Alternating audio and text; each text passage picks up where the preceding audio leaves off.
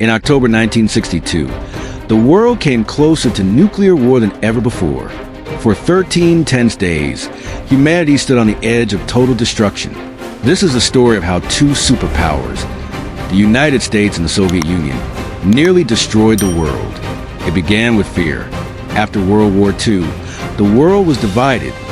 Capitalism in the West, communism in the East. The United States and the Soviet Union were locked in a global struggle for power and ideology. Both sides built massive nuclear arsenals, each capable of wiping out humanity several times over. This tension became known as the Cold War. In 1959, the United States deployed nuclear missiles in Turkey and Italy, aimed directly at the Soviet Union. The Soviets saw this as a direct threat.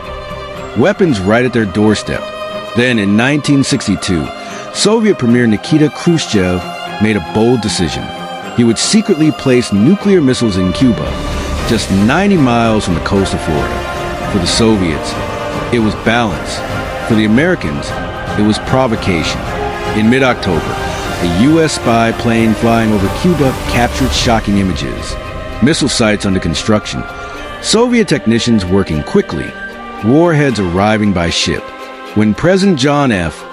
Kennedy saw the photos, he realized a nightmare had begun. For the next 13 days, the world held its breath. Kennedy ordered a naval blockade, calling it a quarantine to stop Soviet ships from bringing more missiles. The U.S. military prepared for invasion. Nuclear bombers were put on full alert. Meanwhile, Soviet submarines carrying nuclear torpedoes were already sailing near Cuba. One wrong signal could have started the unthinkable. On October 27th, the crisis reached its peak. An American U-2 spy plane was shot down over Cuba. Another U.S. aircraft accidentally flew into Soviet airspace. Generals demanded retaliation.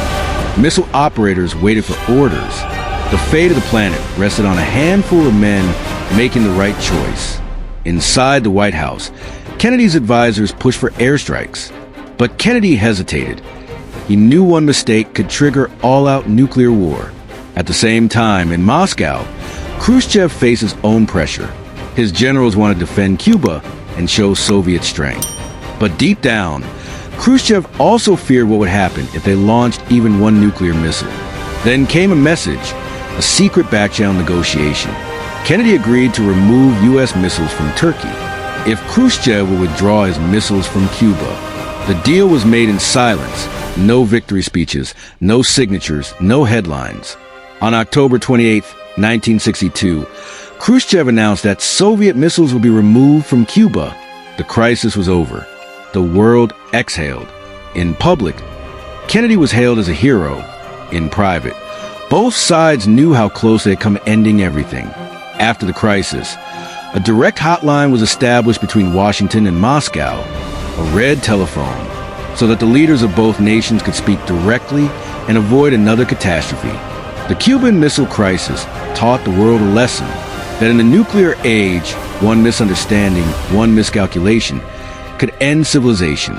We survived 1962 not because of weapons, but because reason and fear finally overcame pride and power.